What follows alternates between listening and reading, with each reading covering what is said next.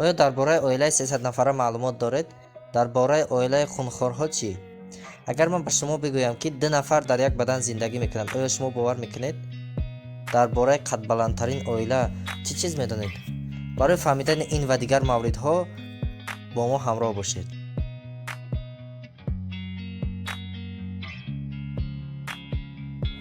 ин ду хоҳар соли 1990 дар штати Миннесота, Иёлоти Муттаҳидаи Амрико таваллуд шуданд. онҳо 2 нафар дар як бадан мебошанд, ки ҳар кадом соҳиби як шуш, як дил ва як меъда мебошанд, аммо ҳолати таносулии ҳарди онҳо якест. онҳо бекор нестанд ва дар мактаб ҳамчун муаллима дарс мегӯянд. лозим ба зикр аст, ки онҳо дучархасаворӣ ва мошинсаворӣ ҳам мекунанд.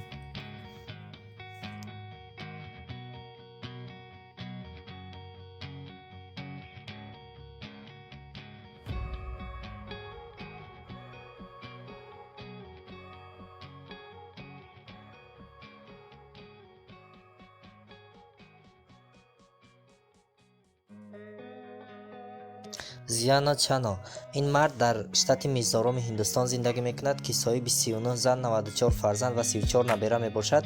ҳар сол ба ин занони ӯ як зани дигар изофа карда мешавад. болре ӯ бо 10 зан ҳамзамон издивоҷ карда буд. аммо аҷибии кор дар он аст, ки ӯ ҳамроҳи ҳамаи фарзандон ва ҳар 4 занаш дар як хонаи чорёшона зиндагӣ мекунанд ва хӯроки онҳо якҷоя аст. ҳар бегоҳ барои хӯроки онҳо 50 кило ва ҳар саҳар 180 килограмм биринҷ истифода бурда мешавад.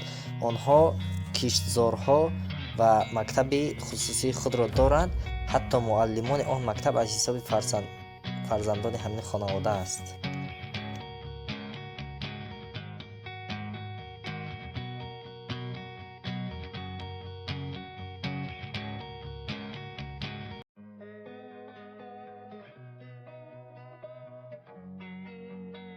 ин зану шавҳар дар Иёлоти Муттаҳидаи Амрико зиндагӣ мекунанд ва онҳо ҳарду хунхор мебошанд, аммо онҳо ба касе зарар намерасонанд, балки хуни ҳамдигарро менӯшанд.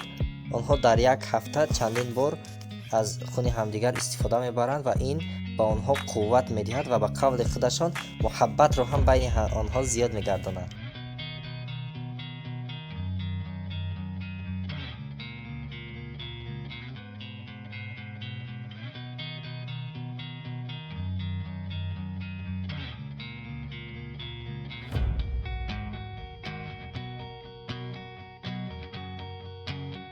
ин оила дар Туркия зиндагӣ мекунанд.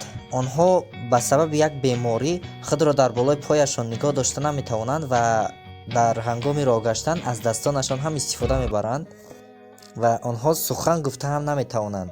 табибон бошад то ҳол мушаххас накарданд, ки ба чӣ хотир онҳо на сухан гуфта метавонанд ва на дуруст роҳ гашта метавонанд.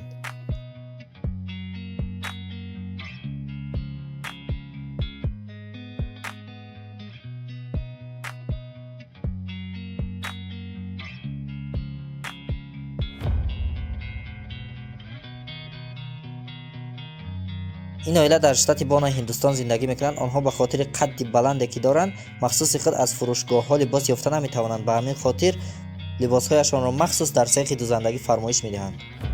хонаашон ҳам ба хотири қадди баландашон махсуси онҳо сохта шудааст. дар вақте аз як ҷо ба як ҷои дигар рафтан, онҳо аз автобус ва таксиҳои оддӣ истифода бурда наметавонанд. ба ҳамин хотир аз скутер истифода мебаранд. дар вақти сафар бо ҳавопаймо бошад, онҳо дар курсиҳои пеши ҳавопаймо мешинанд, то ин ки пойҳои худро озод дароз карда тавонанд.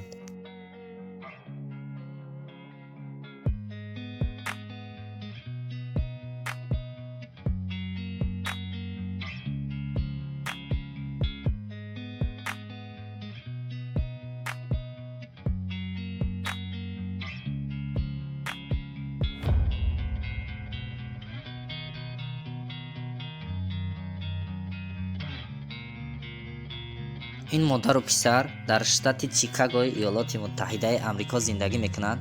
онҳо бо сабаби як беморӣ даст надоранд ва дар корҳо аз пояшон истифода мебаранд. бо вуҷуде ки даст надоранд, аммо ин писарак дар шиноварӣ маҳорати бисёр хуб дорад. ҳамчунин ба таеквондо машғул аст. модараш бошад дар мактаб муаллимаи кӯдакона аст ва онҳо муваффақ мебошанд дар корҳояшон.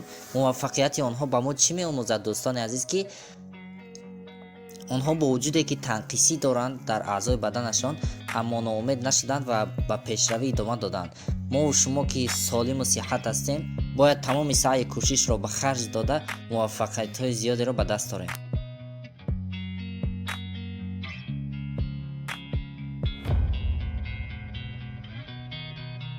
пештар дар бораи марди ҳиндӣ Зияно Чао, ки занони бисёр дошт, маълумот дода будем.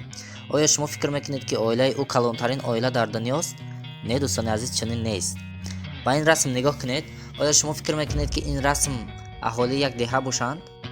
аммо дар камоли шигифтӣ бояд гуфт ки ҳамаи инҳо аъзоёни як оила мебошанд. роҳбари ин оила ё худ падари ин оила то ҳол бо 100 зан издивоҷ кардааст ва 85 тои онро талоқ додааст. ӯ ҳамагӣ 130 фарзанд дорад ва калонтарин оила дар дунё ба ҳисоб мераванд.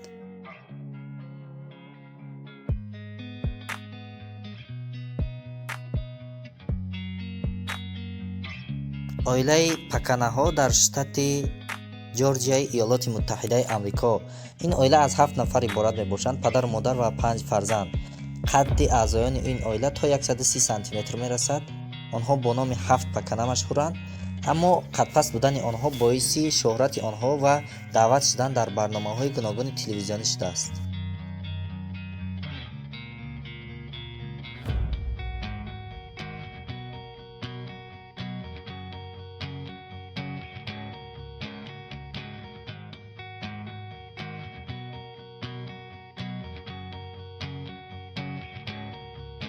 оилаи Рапанзел дар штати Чикагои Иёлоти Муттаҳидаи Амрико. ин оила иборат аз модар ва 3 духтар мебошад, ки мӯйҳои онҳо хеле дароз аст. мувофиқи гуфтаи худи онҳо, аз замони кӯдакиашон онҳо мӯйҳои худро кӯтоҳ накардаанд. дарозии мӯи модар ба 2 метр мерасад. дар вақти шустани мӯи сар, як зарфи пурра шампун истифода бурда мешавад, ба иловаи маводҳои дигар барои мустаҳкам кардани мӯи сар. онҳо бо доштани ин мӯи сар соҳиби ҷоиза ва мукофот шуданд.